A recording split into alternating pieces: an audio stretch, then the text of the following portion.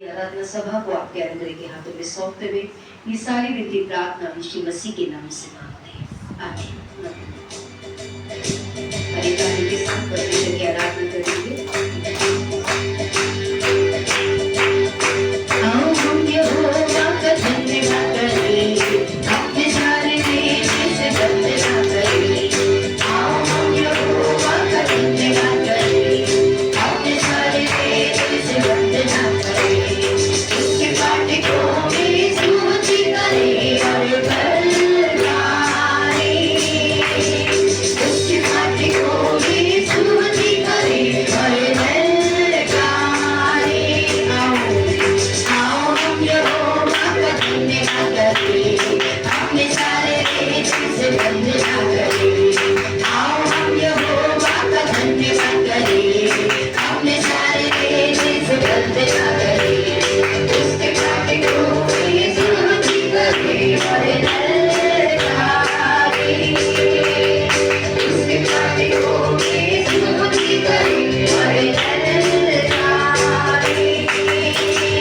जिसने बनाया हमें वो है हमारा राजा। जिसने दे हमको शान वो है हमारा उद्धार। जिसने बनाया हमें वो है हमारा राजा। जिसने दे हमको शान वो है हमारा उद्धार।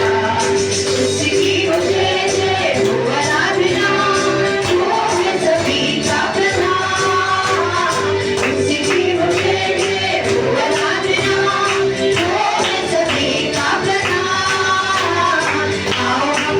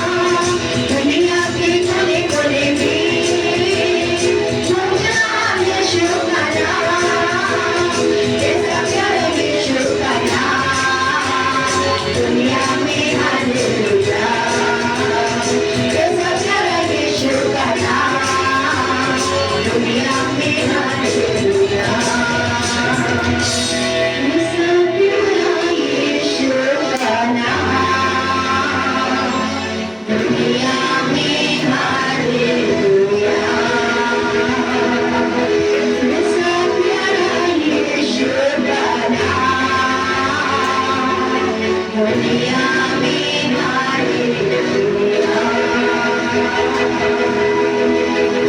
कल की चिंता से क्यों है डरता, उसको तेरा ध्यान है।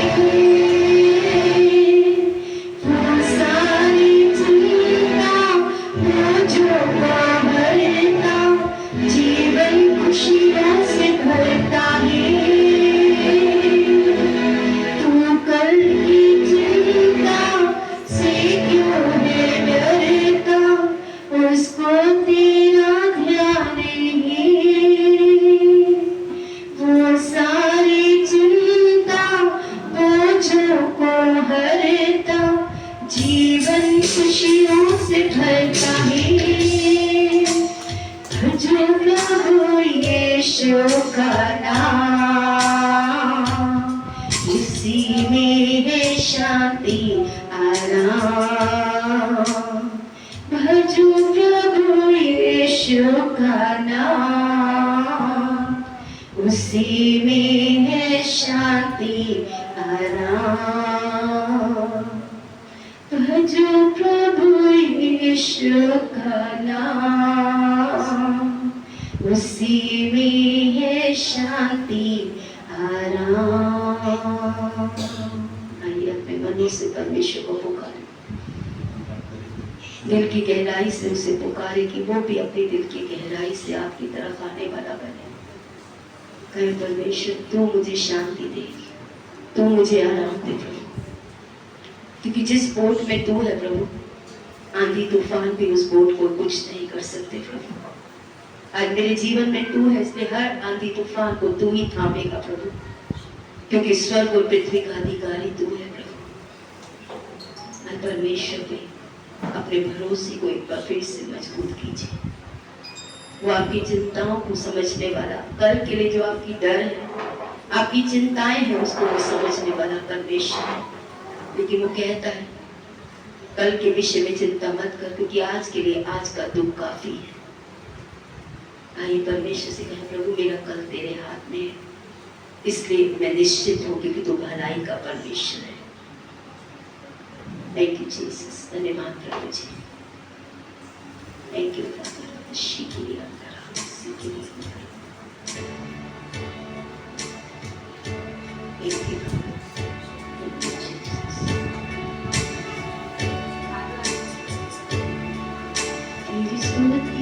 मैं करूं आराधना करूं तुझसे,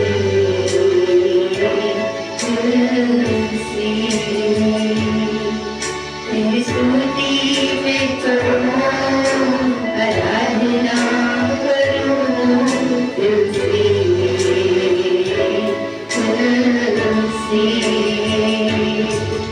मेरी सांसों में तेरा नाम है, मेरी सांसों में तेरा नाम है। प्रभु तेरी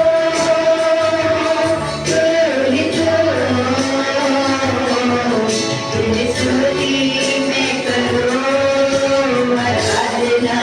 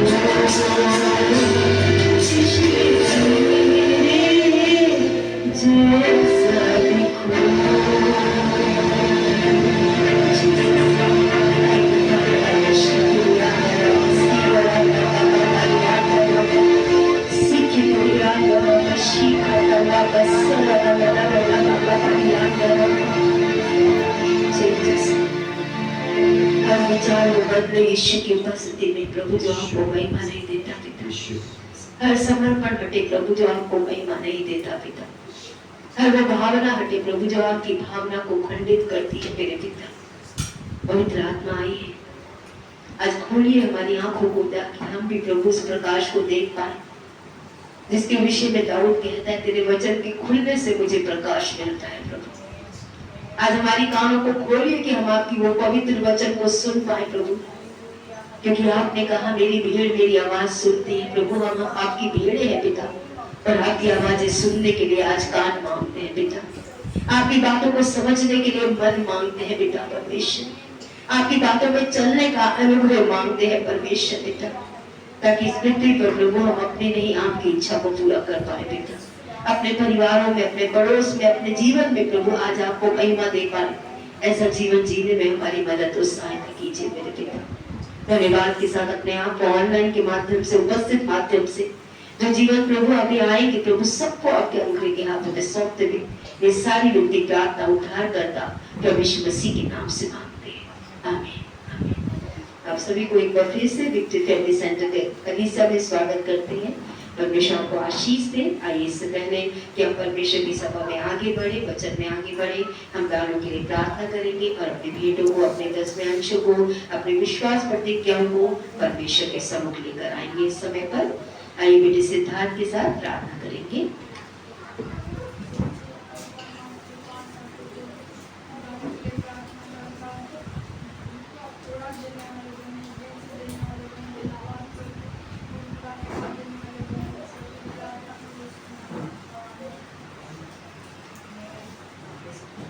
देना चाहते हैं आप आगे आगे दे सकते हैं समय पे। मेरी खुदावन तो धन्यवाद यीशु प्रभु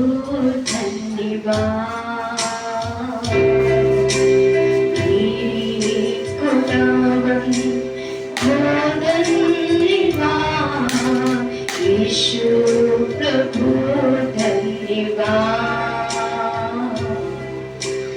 आशीष देता है तू बेशुमार, अद्भुत तेरा ये प्रेम अपार।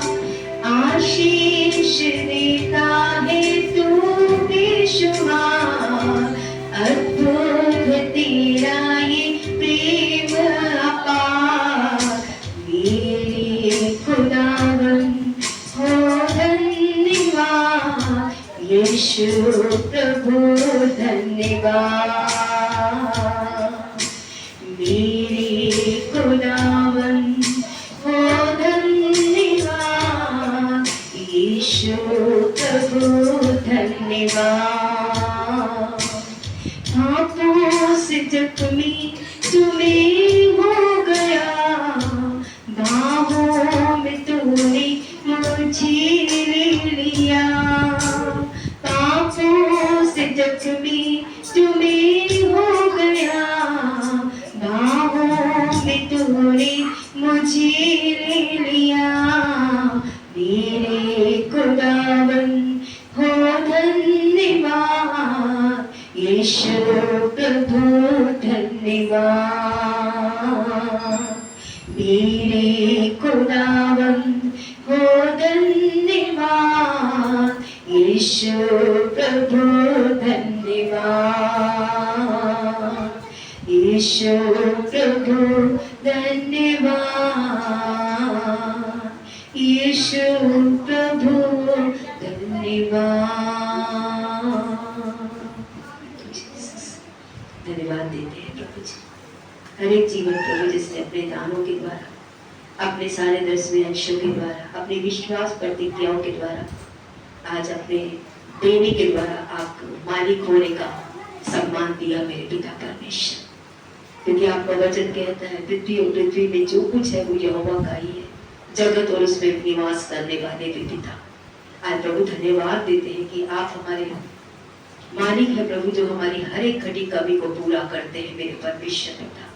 आज प्रभु जिन्होंने अपनी घटी में भी प्रभु आज आपकी इच्छा का आदर किया है मेरे पिता, आज उनके घरों में, उनकी नौकरियों में, उनके बिजनेस में पिता, उनकी आमदनी के साधनों में प्रभु यीशु मसीह की आशीष की घोषणा करते हैं मेरे पिता, ताकि प्रभु जैसा आपका वचन कहता है आपसे लेकर हम आपको देना सीखे हैं पिता परमेश्वर। आज वचन कहता है आप खाने वाले को रोटी और बोने वाले को बीज देते हैं पिता।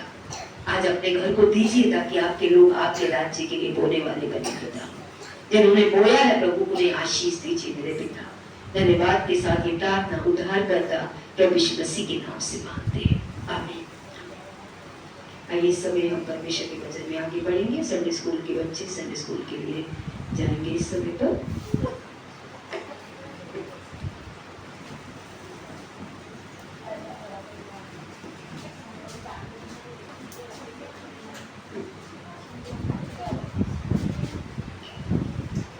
Praise Lord. आप सभी को जय मसीह की।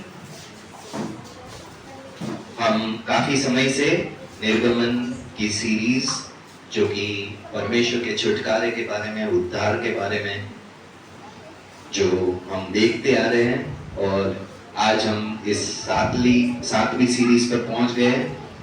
आइए जब तक बच्चे जाते हैं आप सभी अगर आगे आके बैठ सकते हैं कृपया आगे आ जाइए। Thank you Jesus.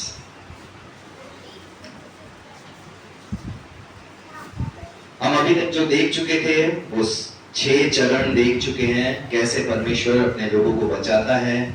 जब परमेश्वर चुप रहता है तो हमें उस पर भरोसा करने की जरूरत है। जब परमेश्वर बोलता है तो हमें ध्यान से उसकी बातें सुनने की जरूरत है। जब परमेश्वर हमसे बात करता है तो हमें उसकी बात मानने की जरूरत है। जब जीवन मुश्किल हो जाता है तो परमेश्वर का सहारा लेने की जरूरत है। और जब परमेश्वर आपको मुझे पापों से बचाता है, छुड़ाता है, तो उसकी सेवा और आराधना के लिए परमेश्वर हमें पापों से बचाता है या छुड़ाता है, हमें उसकी आराधना करनी है, हमें उसकी सेवा करनी है। छठवीं बात जो हम देख चुके हैं, परमेश्वर की सेवा और आराधना खुशी और उत्साह के साथ करनी है। और जो सातवीं बात हम देख रहे हैं वो है कैसे हम परमेश्वर के उद्धार में आराम कर सकते हैं, आराम पा सकते हैं। और ये सब बातें जो हम हैं काफी समय से सीख रहे हैं। और पिछली बार जो हमने देखा, परमेश्वर के उपस्थिति में उद्धार पाने के लिए, आराम पाने के लिए दो बातें जरूरी थी। पहली बात थी परमेश्वर के भवन में रहना, परमेश्वर के घर में बने रहना। और दूसरी बात थी कि यीशु के लहू से अपने पापों को, अपने गुनाहों को धोते रहना। और ये दोनों बातें हमें परमेश्वर ने पिछले हफ्ते सीखने में सहायता की थी। और हमने देखा था कि कैसे जरूरी है कि परमेश्वर के घर में बने रहना, और कैसे जरूरी है परमेश्वर की उपस्थिति में हमें परमेश्वर अपने लहू से परमेश्वर धोता रहता है।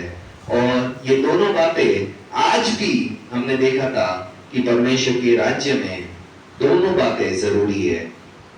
और पिछली बार हमने पहला पत्रस और 3 अध्याय और उसके 18 वचन पे रोका था कि मसीह ने भी, अर्थात अधर्मियों ने, अधर्मियों के लिए धर्मी ने पाप के कारण एक बार दुख उठाया ताकि हम परमेश्वर के पास पहुंचाए जा सके।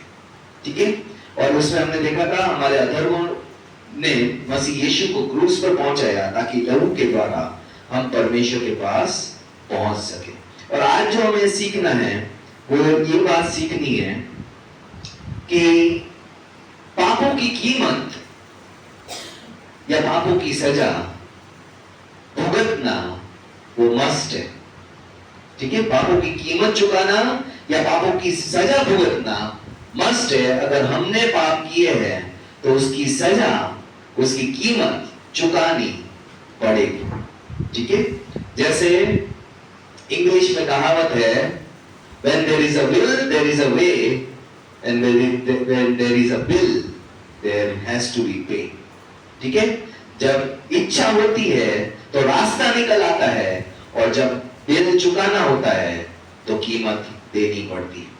ठीक है। और आज हमें यह समझना जरूरी है कि किसी न किसी को हमारे पापों की सजा भुगतना जरूरी है।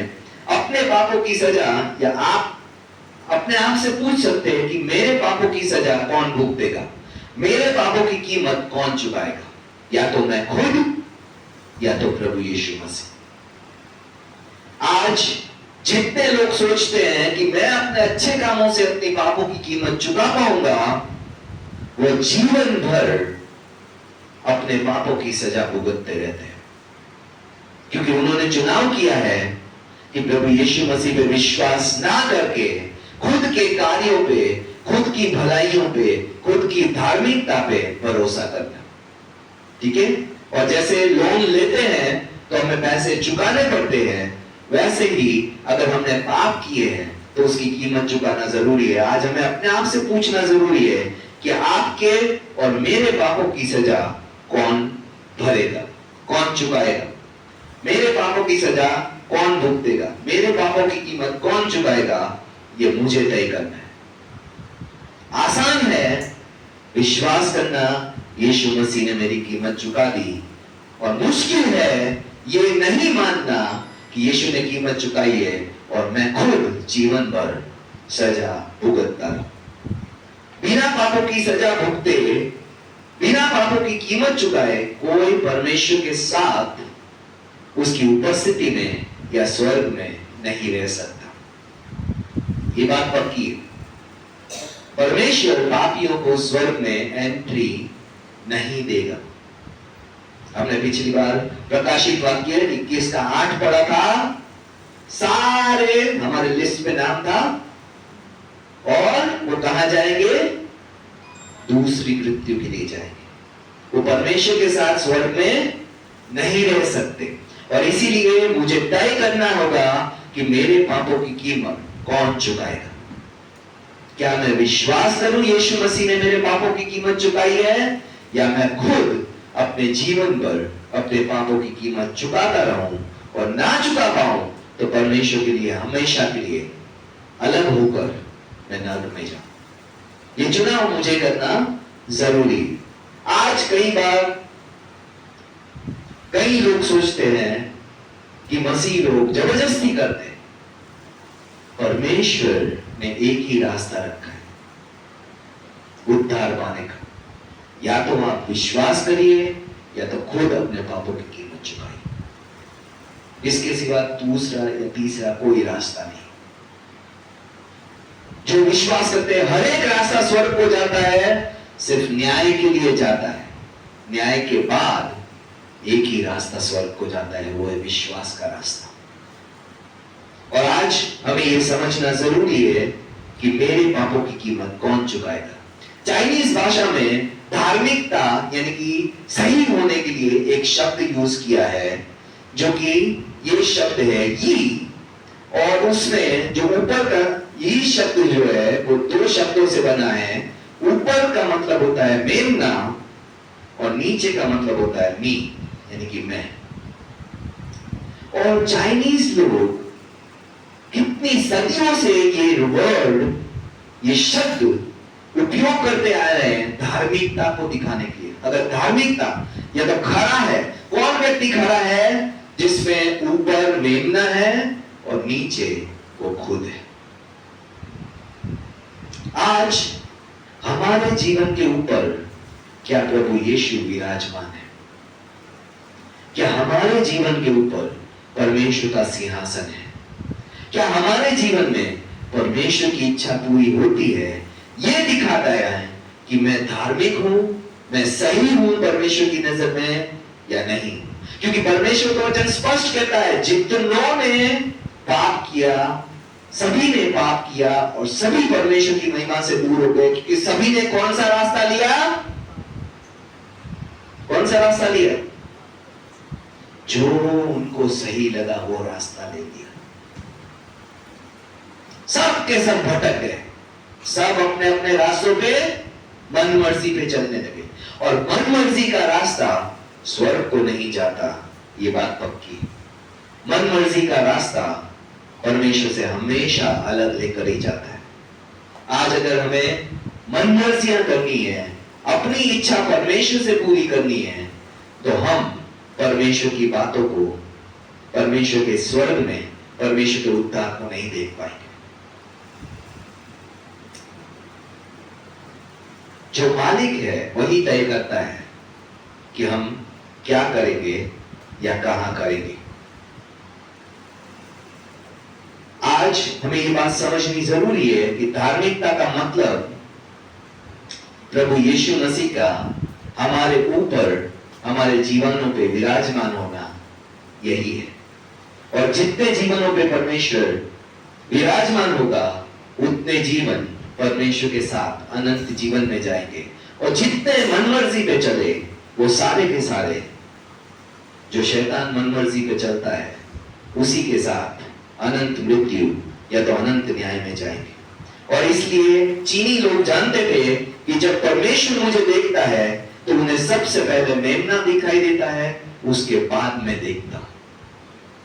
और जब परमेश्वर हमें यीशु के द्वारा देखते हैं, तभी हम चैन से बैठ सकते हैं, तभी हम आराम पा सकते हैं, तभी हम संतुष्टि पा सकते हैं। जहां हम हैं वहां खुश रह सकते हैं, क्योंकि हमें पता है परमेश्वर हमारी जरूरतों को पूरा करने वाला परमेश्वर है।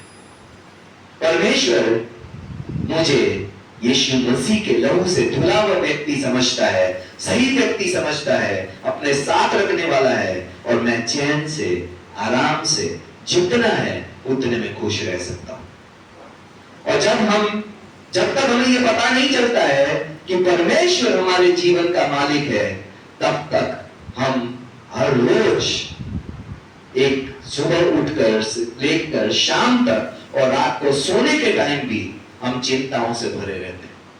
कौन हमारी जरूरतें पूरी करेगा? कौन हमारी चिंता करेगा? कौन हमारे बच्चों की भविष्य की जरूरतें पूरी करेगा? कौन हमारे भविष्य को सुरक्षित रखेगा? कौन हमारे लिए ये करेगा? कौन हमें ये देगा?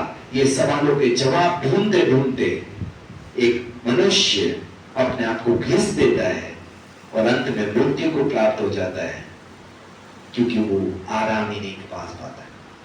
हमेशा थके रहना, हमेशा निराश रहना, हमेशा मुंह लटकाए घूमते रहना, ये चिन्ह है कि हमने परमेश्वर को अपने जीवन का मालिक नहीं बनाया। आज वो व्यक्ति आराम से सो सकता है जो कहता है परमेश्वर तू मेरे जीवन का मालिक है। अगर मैं खुद को ही देखता रहूंगा, जैसे हमने उस शब्द में देखा कि मैं और ऊपर मेमना गायब हो जाएगा, तो मैं कभी चैन से नहीं रह पाऊंगा। अगर मेरा ध्यान मुझ पर ही है, मैं अच्छा काम करूंगा, मैं ये करूंगा तो उद्धार होगा, मैं ये करूंगा तो परमेश्वर मुझसे खुश होगा, मैं ये करूंगा तो परमेश्वर मुझे आशीष देगा, मेरे करने से सब कुछ होगा, वो व्यक्ति कभी आराम से बैठ नहीं सकता, क्योंकि उसको लगता है उसके किए बगैर संसार रुक जाएगा। उसका परिवार कैसे चलेगा, उसका परिवार की जरूरतें कैसे पूरी होगी, उसका किराया कहां से आएगा, उसके बच्चों की फीस कहां से आएगी, ये कहां से आएगा, वो कहां से आएगा। इसी सभी सवालों में वो पिसता रहता है, पहले मन से और फिर शरीर से। और मैं अगर खुद पर ही ध्यान लगा रहा हूं, मुझे अगर मेरे जीवन में मैं और मेरा परिवार और मेरी समस्या और मेरी जरूरतों को छोड़कर कुछ नहीं दिख रहा है, तो आज मैंने अभी तक यीशु मसीह को नहीं जाना, और इसलिए मेरे जीवन में कभी उद्धार का यकीन नहीं होगा कि मेरे पाप माफ हुए हैं, परमेश्वर मेरे साथ है, परमेश्वर मेरी जरूरतों को पूरा करेगा, परमेश्वर मुझे चंगाई देगा, परमेश्वर मुझे सुरक्षा करेगा, क्योंकि मेरे जीवन में तो परमेश्वर है ही नहीं। मेरे जीवन में तो मैं, मेरा परिवार, मेरी जरूरतें, मेरा भविष्य, मेरी योजनाएं यही है। और इसलिए हम हमेशा चिंता, बोझ, डरों से भरे रहते हैं। और जब हम परमेश्वर को जानते हैं, अगर मानते नहीं हैं, तो भी हम नाश हो सकते हैं। आज फिरौन सच्चे परमेश्वर को जान गया था, परमेश्वर ने उसे ऐसी ऐसी विपत्तियां दिखाई कि वो जान गया था कि मैं परमेश्वर नहीं हूं, वही सच्चा परमेश्वर है। वो जानते हुए भी नाश हुआ, क्योंकि उसने माना नहीं। आज परमेश्वर को जानना बहुत महत्वपूर्ण नहीं है। यीशु मसीह को हमने जान लिया, यीशु मसीह को ग्रहण कर लिया, क्या हम यीशु की बातें मानते हैं, वो तय करता है कि हम नाश होंगे कि नाश नहीं होंगे। क्योंकि फिरौन परमेश्वर के सारे चमत्कार देख चुका था, फिर भी क्या वो बचाया गया? नहीं बचाया गया। क्या वो अपने पहलोठों को मरने से बचा सका? नहीं बचा सका। क्या विपत्तियों को आने से बचा सका? नहीं बचा सका। क्यों? क्योंकि उसने परमेश्वर को मानने से इनकार कर दिया। आज जानना ही काफी नहीं है। हमने यीशु मसीह को ग्रहण कर लिया, हमने पापों से पश्चाताप कर लिया, अब हम मन मर्जी का जीवन जी सकते हैं, तो हम भी फिरौन की तरह नाशी होंगे।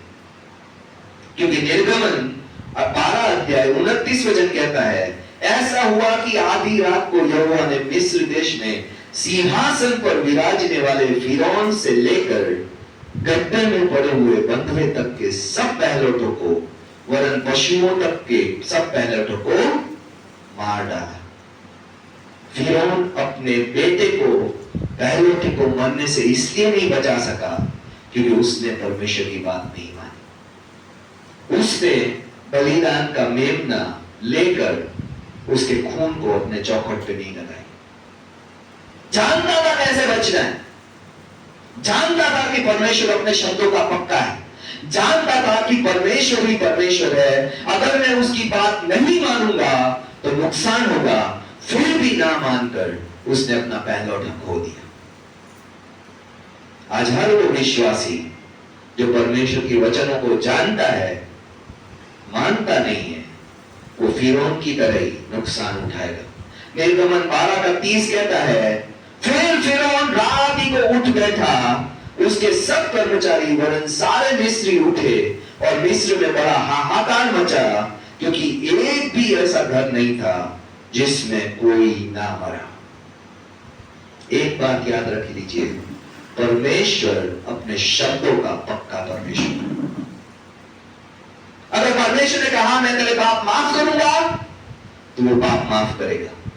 अगर परमेश्वर ने कहा मैं तेरा न्याय करूंगा, तो वो न्याय करेगा। अगर उसने कहा मैं वापस आऊंगा, इसका मतलब वो वापस आएगा। हम ये मान के मत चले कि परमेश्वर कुछ शब्द पूरा करेगा, कुछ वायदे पूरा नहीं करेगा। परमेश्वर तो प्रेम का परमेश्वर है, परमेश्वर न्याय का भी परमेश्वर है।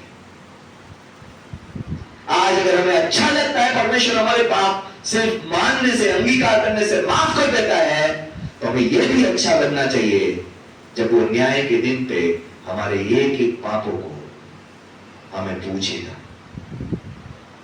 जो हमने विश्वास में आने के बाद किए।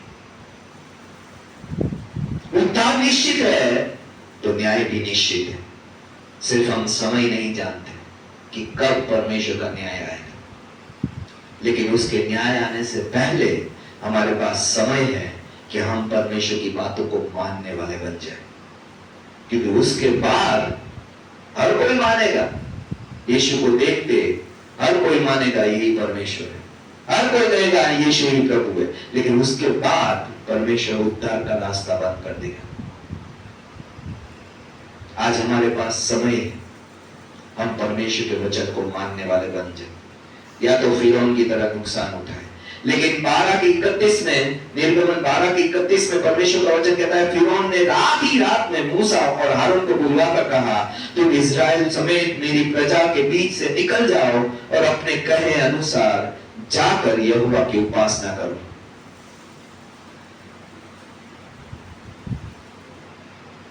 अपने पहलौठे को मरवा कर उसने परमेश्वर की बात मानी। क्या वो बिना मरवाए परमेश्वर की बात मान सकता था? अपने पहलौठे को जिंदा रखते हुए परमेश्वर की बात मान सकता था? मान सकता था। क्या 10 विपत्ति के बगैर परमेश्वर की बात मान सकता था? मान सकता था, लेकिन उसने ना मानने का चुनाव किया। आज विश्वासी कितनी विपत्तियां अपने जीवन में लाएंगे, ये खुद चुनते हैं। हम कितने नुकसान उठाएंगे, वो हम खुद चुनते हैं, क्योंकि परमेश्वर ने वचन दे दिया है, परमेश्वर वो मना कर ही छोड़ेगा। उसने फिरौन को नहीं छोड़ा बिना मनवाए, वो आपको और मुझे नहीं छोड़ेगा। वो सबसे ताकतवर था, सबसे ताकतवर देश का प्रधान था, उससे भी परमेश्वर ने अपनी बात मनवाई। मैं और आप तो कहीं के प्रधान नहीं।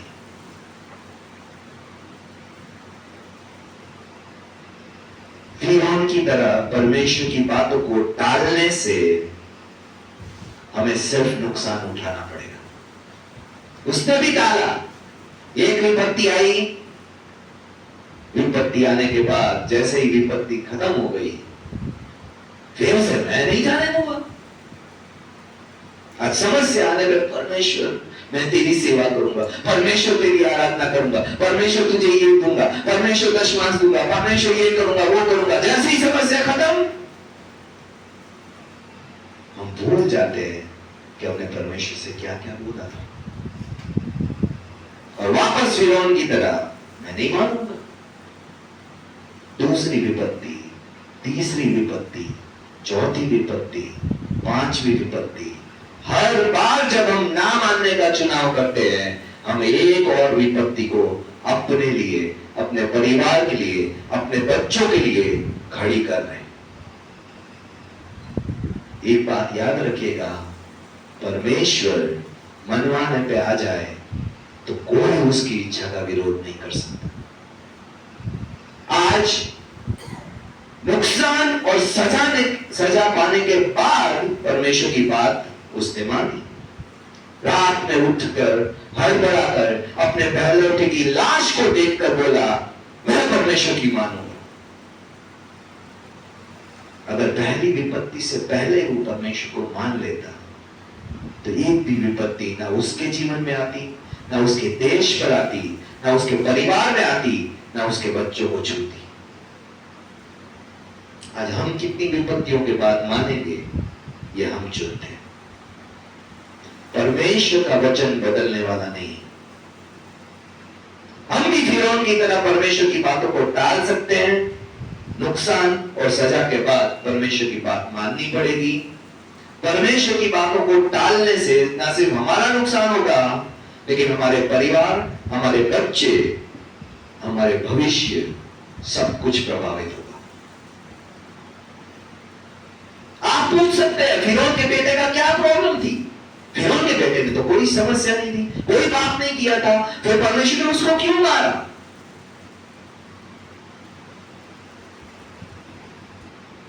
क्योंकि हमें याद रखना है, परमेश्वर की आज्ञा ना मानने का सजा हमें और हमारे पूरे परिवार को भुगतनी पड़ेगी। चुनाव हमारा हो सकता है, लेकिन सजा परमेश्वर तय करता है। आज इतना नुकसान सहकर हम प्रभु की बात मानेंगे, ये हम तय करेंगे। परमेश्वर ने हमें कई क्षेत्रों में बदलने को कहा है। हम जानते हैं परमेश्वर हमें कह रहा है प्रार्थना के जीवन में बदल, परमेश्वर हमें कह रहा है वचन के जीवन में बदल, परमेश्वर हमें सुसमाचार के लिए कह रहा है, परमेश्वर हमें दशमांश के लिए कह रहा है, परमेश्वर हमें प्रार्थना के जीवन के लिए, परमेश्वर हमें सेवकाई के लिए कह रहा है। जितनी बार परमेश्वर बोलता है और हम टालम टाली करते हैं, हम एक समस्याओं को खड़ी करते हैं, अपने लिए, अपने परिवार के लिए, अपने बच्चों के लिए। जहां परमेश्वर ने बदलने को कहा है, वहां हमें नुकसान के बाद भी बदलना तो है। ये बात याद रख लीजिए, क्योंकि वो परमेश्वर है, वो नहीं बदलेगा। वो नहीं बोलेगा ठीक है तुम प्रार्थना नहीं करेगा तो चलेगा, तू सुसमाचार नहीं बांटेगा तो चलेगा, तू चेले नहीं बनेगा तो चलेगा। ये परमेश्वर नहीं कहने वाला। परमेश्वर ने जो कहा है वहां हमें बदलना पड़ेगा। अगर हमें उसके साथ चलना है, अगर हमें आशीष पानी है, अगर हमें वायदे के देश में पहुंचना है, तो वही हमें लेकर चल सकता है। और वो तब लेके जाएगा जब हम दिल से उसकी बात मानना शुरू कर देंगे। आज जहां जहां परमेश्वर ने हमें बदलने को कहा है, हम टालते जा रहे हैं, हमें नुकसान उठाना पड़ेगा और हमें बदलना होगा, क्योंकि परमेश्वर नहीं बदलेगा। आपने सोचा हो थोड़े दिन बाद परमेश्वर भूल जाएगा, परमेश्वर नहीं भूलता। उसने जो आपसे कहा है वो वहीं खड़ा होगा। आपके टालम टाली करने से परमेश्वर वचन नहीं बदल देगा।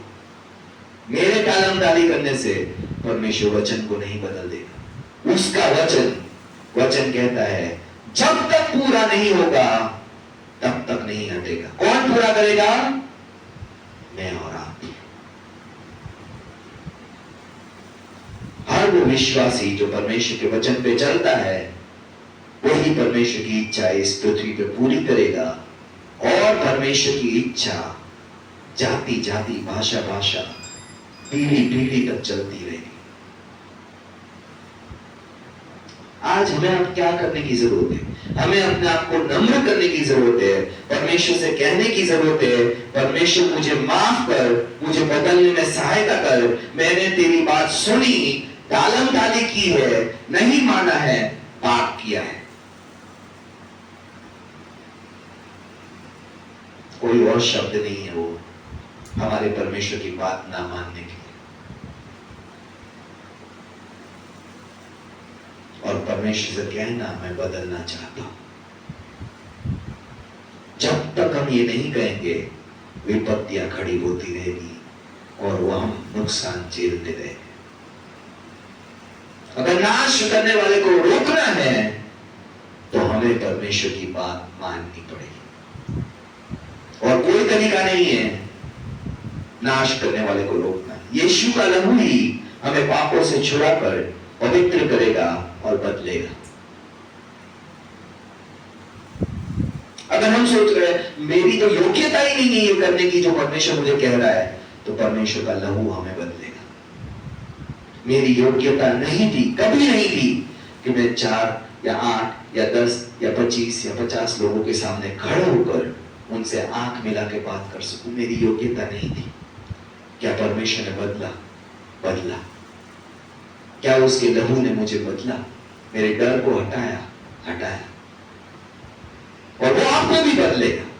ये मत समझिए कि मेरे लिए परमेश्वर ने किया, वो आपके लिए नहीं करेगा। क्योंकि जो परमेश्वर की इच्छा पूरी करना चाहता है उसको परमेश्वर बदलेगा। उसको उसकी अयोग्यताओं के बावजूद परमेश्वर उसका उपयोग करेगा। उसकी अयोग्यताओं के बावजूद परमेश्वर उसे ऊंचाई पे लेके जाएगा, क्योंकि परमेश्वर ने मनुष्य की योग्यता के अनुसार नहीं, मनुष्य की इच्छा के अनुसार चुनता है। क्या आप पूरी करना चाहते हैं या नहीं चाहते? इब्रानियों 11 का 28 वचन कहता है, विश्वासी से मूसा ने फसल और लहू छिड़कने की विधि मानी कि पहलौठे का नाश करने वाला इस्राएलियों पर हाथ ना डाले। आज हम परमेश्वर की इच्छा को कैसे पूरा कर सकते हैं? सिर्फ विश्वास करके कि मैं वो करूंगा जो परमेश्वर मुझे कहता है, बाकी का सब कुछ परमेश्वर करेगा। परमेश्वर ने मूसा को नाश करने वाले को रोकने को नहीं कहा था। परमेश्वर ने मूसा को कहा था, फसल का मेमना लेकर उसका बलिदान करके उसका लहू से चौखट पे लगा देना, बस इतना ही काम करना था उसको।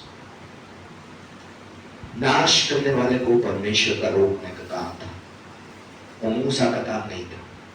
मूसा को सिर्फ विश्वास करना था कि जब मैं वो करूंगा जो परमेश्वर कहता है, तो परमेश्वर वो करेगा जो उसने कहा है। आज विश्वास से हम परमेश्वर के साथ चल सकते हैं, अपनी योग्यताओं से नहीं। कोई भी व्यक्ति परमेश्वर के साथ चलने के लिए योग्य नहीं है। और पहला कोरिन्थियों 15 अध्याय 3 वचन कहता है, इसी कारण मैंने सबसे पहले तुम्हें वही बात पहुंचा दी जो मुझे पहुंची थी, कि पवित्र शास्त्र के अनुसार यीशु मसीह हमारे पापों के लिए मारा गया और उसके मारे जाने से मेरे पाप माफ हुए। दूसरे, वो गाड़ा गया और पवित्र शास्त्र के अनुसार तीसरे दिन जी भी उठा। ये सुसमाचार, यीशु मसीह का हमारे पापों के लिए मारा गया जाना, गाड़ा जाना और तीसरे दिन जी उठना, और यहीं से एक विश्वासी ताकत पाता है। क्या मैं अपने पापों को अपने आप छोड़ सकता हूं? नहीं, लेकिन परमेश्वर यीशु मसीह मेरे मन को उस पापों से धो सकते हैं। क्या मैं अपने सामर्थ्य से परमेश्वर का काम कर सकता हूं? नहीं, क्योंकि परमेश्वर के जी उठने की सामर्थ्य से मैं परमेश्वर का काम कर सकता हूं। आज मैं पाप से बाहर आ सकता हूं अपने आप? नहीं आ सकता हूं। क्या मैं परमेश्वर की इच्छा पूरी कर सकता हूं अपने आप? नहीं कर सकता। लेकिन इन दोनों में परमेश्वर का मारा जाना, गाड़ा जाना और जी उठने में सारी ताकत हमें मिलती है। और परमेश्वर का वचन कहता है, पहला कोरिन्थियों 15 अध्याय, कैफा को और 12 को भी दिखाई दिया और 500 से अधिक भाइयों को एक साथ दिखाई दिया, जिनमें से बहुत तेरे अब तक वर्तमान में हैं, पर कितने सो गए। और परमेश्वर का वचन कहता है कि यीशु मसीह जो है, उसने अपने जी उठने को 12 चेलों पे प्रकट किया, 500 से अधिक विश्वासियों पे प्रकट किया, और अगर आगे पढ़ेंगे तो याकूब को भी दिखाई दिया जो कि यीशु का भाई था, और फिर सबके बाद मुझे यानी कि पौलुस को दिखाई दिया जो माने अधूरा दिन का जन्म। हर उस व्यक्ति को परमेश्वर ने दर्शन दिया ताकि वो विश्वास कर सके। और आपको और मुझे भी परमेश्वर ने कभी ना कभी अपने सामर्थ का परिचय दिया ताकि हम और आप विश्वास कर सके। आज शायद हमने अपनी आंखों से यीशु को ना देखा हो, लेकिन उसकी ताकत को अपने जीवन में अनुभव किया और हम मान गए कि परमेश्वर यीशु मसीह को छोड़कर कोई और परमेश्वर नहीं है। और आज एक हम कह सकते हैं कि हमने ही सिर्फ विश्वास किया। एक व्यक्ति था जो कि सर लियोनेल लुकू करके था, वो इतना अच्छा वकील था कि उसने 245 मर्डर अक्यूज को छुड़वा दिया। जिन पर मर्डर का चार्ज था वो 245 एक के बाद एक। इस व्यक्ति का नाम जो है वो Guinness book of world records में लिखा गया है कि उसने 245 मर्डर अक्यूज को एक के बाद एक करके जीतता गया केस। और इसके जैसा सफल वकील अब तक कोई नहीं देखा गया। लेकिन इस सफल वकील को इंग्लैंड की रानी ने 2 बार जो है वो नाइट की उपाधि से सम्मानित किया और सफल था, लेकिन यीशु को नहीं जानता था। तो एक व्यक्ति ने, मुझे नहीं पता विश्वासी था कि अविश्वासी था, एक दिन किसी ने उसको चुनौती देकर कहा कि क्यों नहीं आप अपनी बुद्धि और सारे ज्ञान से यीशु मसीह के जी उठने को गलत साबित कर देते ताकि मसीहत खत्म की जा सके इस संसार से। उसको क्या चुनौती दी गई, क्या चैलेंज दी गई कि क्यों नहीं आपके साथ आज जितनी बुद्धि है, जितनी समझ है, जितनी आर्ग्यूमेंट एक ताकत है, उन सब का उपयोग करके आप एक चीज साबित कर दो कि यीशु मसीह मरे हुए में से नहीं जी उठा, ताकि मसीहत को हम इस संसार से खत्म कर दें। और इन्होंने इस चुनौती को स्वीकार किया और सालों तक एक वकील के रूप में खोज की और लास्ट में इस नतीजे पर पहुंचे। नतीजा हम पढ़ेंगे। उसने एक नतीजा फैसला दिया कि मैं पूरे यकीन के साथ कह सकता हूं कि यीशु मसीह के फिर से जीवित होने के सबूत इतने जबरदस्त है कि बिना कोई शक, बिना कोई संदेह हम इस बात को मान लेंगे कि यीशु मसीह मरे हुए में से जी उठा है। एक वकील जो 245 मर्डर केसेस जीत चुका है, एक के बाद एक, गिनीज बुक में उसका नाम है, उसको भी जब साबित करने को बोला तो वो मकन गया और उसने कहा कि मैं मान सकता हूं पूरे यकीन से यीशु मसीह मरे हुए में से जी उठा, क्योंकि इतने सबूत है, इतने जबरदस्त सबूत है कि हम ये नहीं बोल सकते यीशु मरे हुए में से नहीं जी उठा। एक टिम केलर करके एक व्यक्ति ने बहुत अच्छी बात कही। असल बात यह नहीं है कि आपको यीशु की शिक्षाएं पसंद आती है कि नहीं, लेकिन असल बात या मुख्य बात यह है कि क्या वो मरे हुए से जी उठा है कि नहीं। आज आप बोल सकते मुझे यीशु की ये थप्पड़ मारने वाली शिक्षा पसंद नहीं आती, लेकिन ये मेन बात नहीं है आपको कौन सी शिक्षा पसंद आती है, आपको कौन सी शिक्षा पसंद नहीं आती। मेन बात यह है क्या यीशु मसीह मरे हुए से जी उठा है नहीं। और अगर आगे टीम के अंदर कहता है अगर यीशु मसीह मरे हुए में से जी उठा है तो आपको उसकी हर बात माननी पड़ेगी, और अगर वो मरे हुए में से नहीं जी उठा है तो उसकी एक भी बात हम क्यों सुने। क्योंकि वो भी कोई इंसान था जो कथा कहानियों के समान ये बोला ना वो किया ना ये किया ना वो किया और हीरो बन गया। मेन मुद्दा क्या है, क्या यीशु मसीह मरे हुए में से जी उठा है। अगर वो मरे हुए में से जी उठा है तो वचन के उसने कहा हर एक बात, हर शिक्षा हमें उसकी माननी पड़ेगी, और अगर वो नहीं जी उठा है तो एक भी बात मानने की जरूरत नहीं। अगर यीशु मसीह मरे हुए से जी उठा है तो आपकी और मेरी अनंत नियति उसकी शिक्षाओं पे निर्भर करती है। अगर वो मरे हुए से जी उठा है तो मेरे पास एक ही रास्ता है, उसकी सारी शिक्षाएं मान, क्योंकि वो मरे हुए से जी उठा। आज तक संसार में जिस मौत से सब डरते आए हैं, अगर उसने उस मौत पे विजय पा ली है तो उसको बाकी सारी समस्याओं का समाधान पता है। अगर उसने नहीं पाई है तो उसकी कोई सुनने वाला नहीं। और अगर आप मानोगे तो पहला कोरिन्थियों 15:17 कहता है यदि मसीह जी उठा है तो तुम्हारा, यदि मसीह जी उठा तो तुम्हारा विश्वास, यदि मसीह नहीं जी उठा, सॉरी यहां पे गलत लिखा है, यदि मसीह नहीं जी उठा तो तुम्हारा विश्वास व्यर्थ है और तुम अब तक अपने पापों में फंसे हो। यदि हम केवल इसी जीवन में मसीह से आशा रखते हैं तो सब मनुष्य से अधिक अभागे हैं।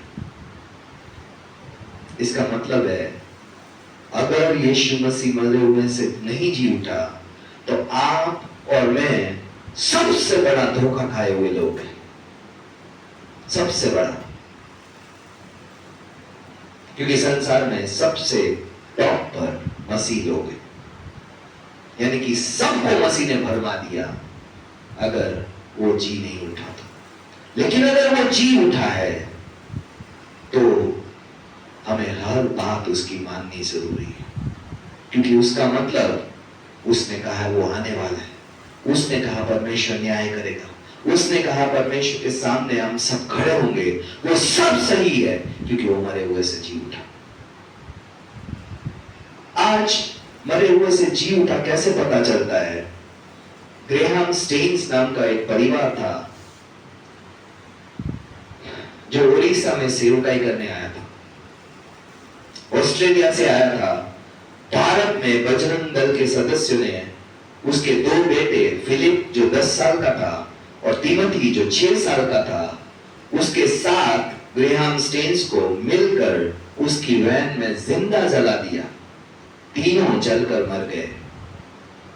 और उसकी पत्नी ने एक स्टेटमेंट दिया जो जानना जरूरी है। उसकी पत्नी लेडी स्टेन्स ने कहा, प्रभु परमेश्वर, उसके पति और 2 बच्चों के मरने के बाद, 2 बेटों के मरने के बाद उसने स्टेटमेंट किया, प्रभु परमेश्वर हमेशा मेरे साथ है, वे मुझे रास्ता दिखाते हैं और ग्रेहाम के कामों को पूरा करने की कोशिश में मदद करते हैं। लेकिन कभी कभी मैं सोचती हूँ कि ग्रेहाम की हत्या क्यों की गई और 22 और 23 जनवरी 1999 की रात को उनके हत्यारों ने इतना बेरहम बर्ताव क्यों किया। लेकिन उसके बाद वो कहती है, मेरे मन में उन लोगों को सजा देने का कोई विचार नहीं है जो मेरे पति ग्रेहाम और 2 बच्चों की मौत के लिए जिम्मेदार थे। लेकिन मेरी इच्छा और मेरी उम्मीद यही है कि मेरे पति के मारने वाले पछतावा करे और खुद को सुधार ले। एक औरत जिसके पति को और 2 बेटों को जिंदा जलाया गया, उसने ये स्टेटमेंट की कि मेरी इच्छा है कि उनको सजा ना मिले, वो पछतावा करे और अपने आप को सुधार ले। आप हर एक जो औरत है, क्या आप ये शब्द अपने पति और बेटों को मारने वाले के लिए बोल सकते हैं? जिंदा जलाने वालों के लिए बोल सकते हैं?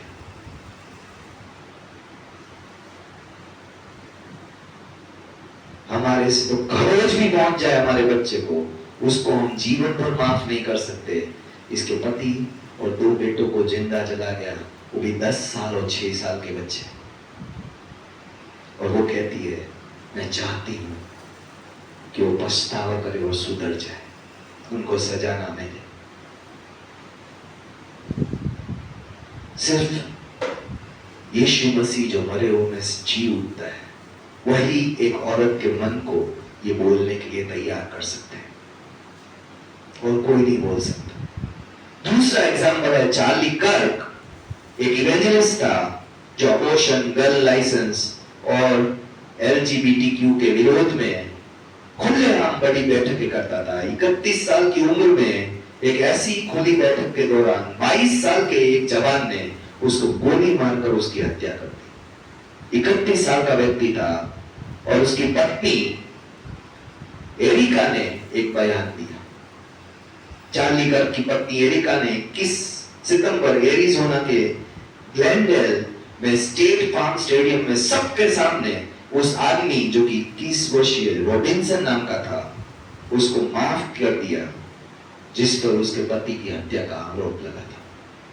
31 साल का पति जिसको खुलेआम गोली मार दी, और एरिका जो उसकी पत्नी थी, उसने बोला मैं उस जवान को माफ कर दी।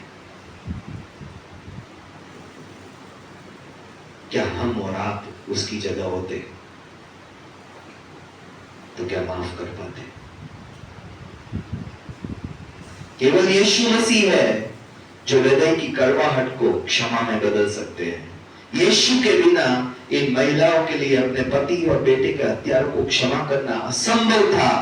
यीशु के बिना बदले की भावना, गुस्सा, जलन, ईर्ष्या, इन सब पे काबू पाना इम्पॉसिबल है। यीशु मसीह जीवित है, इसके सबूत अनगिनत है। ये दो औरतों का सिर्फ मैं एग्जाम्पल दे रहा हूं और इसलिए परमेश्वर का वचन हमें लास्ट में कहता है और यहां आकर हम रुकेंगे। 1 कोरिन्थियों 15, हे मेरे प्रिय भाइयों, दृढ़ और अटल रहो और प्रभु के काम में सर्वदा बढ़ते जाओ, क्योंकि ये जानते हैं कि तुम्हारा परिश्रम प्रभु में व्यर्थ नहीं है। विश्वासियों के लिए सबसे अच्छा समय आने वाला है। क्यों? क्योंकि परमेश्वर है जो उनके मनों को दृढ़ करता है। परमेश्वर है जो हम जिस रास्ते पे चल रहे हैं उस रास्ते पे हमें अटल और इमूवेबल बनाता है। जब हम परमेश्वर के कामों को करने में बढ़ते जाते हैं, परमेश्वर हमारा परिश्रम व्यर्थ में नहीं जाने देता। आज कोई आपकी प्रार्थना जो आपने अनजानों के लिए लिखी, वो परमेश्वर व्यर्थ में नहीं जाने देता। जितना सेवकाई आपने विश्वासियों की, परमेश्वर उसे व्यर्थ नहीं जाने देगा। जितना बलिदान, जितना त्याग आपने और मैंने किया, कोई एक चीज भी व्यर्थ में नहीं जाने देगा परमेश्वर, क्योंकि वचन में उसने लिखा है वो सबका प्रतिफल देने वाला परमेश्वर। आज मुझे सेवकाई क्यों करनी है? क्योंकि वो परमेश्वर मेरे जीवन को, मेरे मन को, मेरी सेवकाई को देखता है और हर उस बात के लिए परमेश्वर हमें प्रतिफल देगा। इसलिए हमें क्या करना है? दृढ़ और अटल बनकर परमेश्वर की सेवा करते रहना, परमेश्वर के लोगों की सेवा करते रहना, परमेश्वर की बातों को मानते रहना, सुबह, दोपहर, शाम परमेश्वर के वचन पे चलते रहना है। क्योंकि परमेश्वर के वचन पे चलने वाला, वचन कहता है, कभी भी मुंह काला नहीं होगा, कभी भी लज्जित नहीं होगा, कभी भी शर्मिंदा नहीं होगा, कभी भी ये नहीं लगेगा कि काश मैंने ये ना करके वो किया होता। आप कभी पछताएंगे नहीं अगर आप और मैं परमेश्वर के वचन पे चलेंगे। आज हम अपने आप को परमेश्वर के सामने जांचेंगे, क्या हम परमेश्वर के सामने आज सही जीवन जी रहे हैं? क्या हम आज्ञा मान रहे हैं? क्या हम वचन के अनुसार जीवन जी रहे हैं? क्या हम मानते हैं कि परमेश्वर ने मेरे पापों के लिए बलिदान किया? क्या हम मानते हैं कि आज मेरे अच्छे कामों से नहीं, प्रभु के बलिदान से मेरे पाप क्षमा हुए? आज परमेश्वर के सामने आते हुए हम फिरौन की तरह परमेश्वर की बातों को मान टालम टाली ना करें। आज करूंगा, कल करूंगा। परमेश्वर ने जो बात की है वो अटल है। परमेश्वर अपनी बात से मुड़ने वाला परमेश्वर नहीं है। आप जानते हैं आपने परमेश्वर से क्या सुना है, परमेश्वर ने आपको क्या कहने को बोला है, क्या करने को बोला है, किससे मिलने को बोला है, किसके लिए प्रार्थना करने को बोला है। परमेश्वर ने आपको किस बात में अनुशासित होने को बोला है। आज वो प्रार्थना का जीवन हो सकता है, वो वचन का जीवन हो सकता है, वो सुसमाचार प्रचार का जीवन हो सकता है, वो आज्ञाकारिता का जीवन हो सकता है, वो दशवांश का जीवन हो सकता है, वो सेवकाई का जीवन हो सकता है, वो आज चेले बनाने का जीवन हो सकता है। जहां परमेश्वर ने आपसे बात की है, हमें परमेश्वर की बात माननी पड़ेगी। फिरौन को भी, सबसे ताकतवर होते हुए भी, नुकसान उठाकर अपने पहले बेटे को मरवा कर भी उसकी बात माननी पड़ी थी। क्या हम परमेश्वर की आज्ञा को टालकर अपने लिए नुकसान उठाना चाहते हैं? क्या हम और एक विपत्ति को अपनी अनाज्ञाकारिता से खड़ी कर रहे हैं, अपने लिए, अपने बच्चों के लिए। और अगर हम कर रहे हैं तो ये समय है परमेश्वर के पास नम्रता से खड़ा होने का। परमेश्वर मेरे पापों को माफ कर, परमेश्वर तूने मुझसे बात की है, परमेश्वर मैंने उसको टाला, परमेश्वर मैंने उसको नहीं माना, परमेश्वर मैं आज से, अभी से नम्रता के साथ माफी मांगता हूं, मैंने पाप किया है, मुझे क्षमा कर प्रभु, मैं तेरी बातों को मानना चाहता हूं। मेरे जीवन को अनुग्रह से भर। आज मेरी अयोग्यताओं को प्रभु आज हटाकर तू मुझे वो योग्यता दे कि मैं तेरी बातों को मानने वाला बन सकूं, तेरी सेवा को करने वाला बन सकूं, तेरे वचनों पे चलने वाला बन सकूं, तेरी इच्छाओं को पूरी करने वाला बन सकूं। आइए हम परमेश्वर के सामने अपने आप को उठाएं, परमेश्वर से कहें, प्रभु मैं आज फिरौन की तरह आज्ञा ना मानकर नुकसान नहीं उठाना चाहता प्रभु, अपने बच्चों का भविष्य खराब नहीं करना चाहता, अपने परिवार के लिए समस्याएं खड़ी करना नहीं चाहता। परमेश्वर आज मेरी सहायता कर, मैं प्रभु नम्रता से आज तेरी बात मानना चाहता हूँ, मेरे पापों की क्षमा कर प्रभु, जो मैंने तेरी आज्ञा को सुनकर भी टाला। आज प्रभु आज से मुझे वो ना टालने वाला मन दे, मानने वाला मन दे, पूरी करने वाला तेरी आज्ञा को मन दे परमेश्वर। आज मैं सहायता कर परमेश्वर। आइए हम पास्टर रचना के साथ इस समय प्रार्थना में परमेश्वर की सहायता को मांगेंगे। Thank you, Jesus. Thank you. जिस क्षेत्र में परमेश्वर ने आपसे बात की है, आप खुद परमेश्वर से उस क्षेत्र में बात करें, प्रार्थना करें, अपने लिए समय लीजिए। इस समय पर परमेश्वर से कहें, परमेश्वर क्षमा मांगनी है तो क्षमा मांगे, बदलाव चाहते हैं, खुद नहीं कर पा रहे तो परमेश्वर से कहें, प्रभु मेरी मदद कर।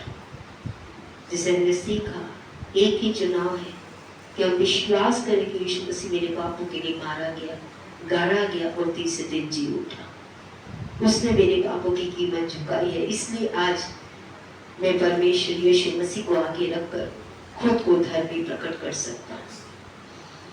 आज हम चुनाव करें परमेश्वर के आगे की प्रभु, फिरौन ने आज्ञा सुनकर भी, ये जानकर भी कि तू परमेश्वर है, आज्ञा टाली और नुकसान उठाया। प्रभु मैं ऐसे मन से आज स्वतंत्र होने वाला बनूं परमेश्वर। जब तेरा वचन मुझे पता है, मैं उसको टालने वाला ना बनूं, बल्कि उसे मान कर प्रभु आशीष पाने वाला, सुरक्षा पाने वाला बनूं। ना केवल अपने लिए, अपने बच्चों के लिए, अपने परिवार के लिए प्रभु, आज मैं सुरक्षा का कार्य कर पाऊं मेरे पिता। आज इसमें मेरी मदद करें। आज परमेश्वर का प्रेम ही है जो हमारे मनों को बदल सकता है। आज परमेश्वर से कहें, प्रभु यहाँ जहाँ अभी भी मेरा मन नहीं बदला है, तू बदल प्रभु, और मुझे आज्ञा मानने वाला दिल, समर्पण और हृदय प्रदान कर परमेश्वर। मेरी हर एक अनाज्ञाकारिता को मुझ पे प्रकट कर परमेश्वर, क्योंकि तेरा वचन कहता है, यदि तुम आज उसकी आवाज को सुनो तो अपने हृदय को कठोर मत करो, जैसा उन्होंने किया और नाश हो गए पिता। आज मेरा मन जहां जहां माफ करने में कठोर है पिता, प्रेम करने में कठोर है, दया करने में कठोर है पिता, दूसरों की भलाई चाहने में कठोर है पिता, दूसरों को सुसमाचार देने में कठोर है पिता परमेश्वर। जानते हैं कि लोग नाश हो जाएंगे, फिर भी मैं अपने आप को कठोर करता हूँ पिता। आज प्रभु पापों को क्षमा करके मुझे आज बदलने का अनुग्रह दे मेरे पिता। धन्यवाद परमेश्वर पिता, आज आपकी सहायता से ही हम कर पाएंगे प्रभु, हमें मदद कीजिए मेरे पिता। पवित्र आत्मा आइए, हमारी सहायता कीजिए मेरे पिता। Thank you Jesus, thank you Jesus, thank you father. सच्चे जीवित पिता, आज मैं अपने लिए और कलीसिया के लिए ऑनलाइन के माध्यम से हर एक व्यक्ति के लिए प्रभु आपसे अनुग्रह मांगते हैं प्रभु, हमें आज्ञा मानने वाला मन दीजिए मेरे पिता। आज्ञाओं को तोड़कर जो हमने अपने आप को आपका विरोधी बनाया था प्रभु, आज आपकी क्षमा पाकर, ये जानकर कि आप हमारे पापों को क्षमा करने के लिए क्रूस पे मारे गए, गाड़े गए, तीसरे दिन जी उठे प्रभु जी। आज इस सच्चाई को ज्ञान से नहीं, आज्ञाकारिता से प्रकट कर पाए मेरे पिता। इसमें मेरी और कलीसिया की सहायता कीजिए पिता परमेश्वर। जैसा प्रभु यीशु आपने कहा, मैं इनके लिए प्रार्थना नहीं करता, बल्कि उनके लिए जिन्होंने तुझे जान लिया और जिन्होंने तुझे मान भी लिया पिता। आज हमें सिर्फ जानने वाला नहीं, हमें मानने वाला बनाइए पिता। ताकि आज्ञाकारिता के द्वारा आज हम प्रभु बहुत सी विपत्तियों से बचने वाले बने। पिता परमेश्वर, आज हमें नम्र होने में और आपकी सहायता मांगने में मदद कीजिए मेरे पिता, कि जहां जहां हम आज आज्ञा मानने में विफल है प्रभु, वहां वहां हम आपसे प्रार्थना करने वाले बने प्रभु, कि आज इस क्षेत्र में प्रभु तू मुझे बदल, ताकि मैं तेरी आज्ञा मानूं प्रभु जी। आज मैं अपने लिए और कलीसिया के लिए आपसे मदद मांगती हूँ प्रभु। प्रार्थना आइए हम सभी को प्रभु, इस जहां जहां हम संघर्ष कर रहे हैं आप सहायता और मदद प्रदान कीजिए पिता, ताकि हम अपने आप को और अपने परिवारों को आज आपकी सुरक्षा में देख पाए मेरे पिता। धन्यवाद के साथ प्रभु जी सारी बातों को आप ही के अनुग्रह के हाथों में सौंपते हुए ये प्रार्थना निवेदन प्रभु यीशु मसीह के नाम से मांगते हैं, आमीन। आप सभी को जय मसीह की एक बार फिर से विक्टी फैमिली सेंटर कलीसिया में आपका स्वागत करते हैं। आप सभी अपने स्थानों पर इस समय बैठ सकते हैं। ऑनलाइन देखकर उपस्थित फेसबुक यूट्यूब के माध्यम से इस समय या आने वाले समय पे जब आप हमारी सभा में शामिल होते हैं हम आपका स्वागत करते हैं। परमेश्वर आपको आशीष दे। God bless you. जय मसीह की।